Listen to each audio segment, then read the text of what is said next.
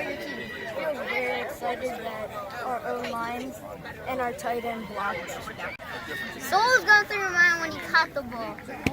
I was a little nervous that because 3 people were in front of me, and I just kicked outside, and I was happy that I got in the end zone. And how are you so fast today? Well, first of all, at practice we do like a lot of sprints, and yeah, we do lots of sprints at practice. Thank you for answering, man. I hope to see you in the championship next week, and good luck. Thank you.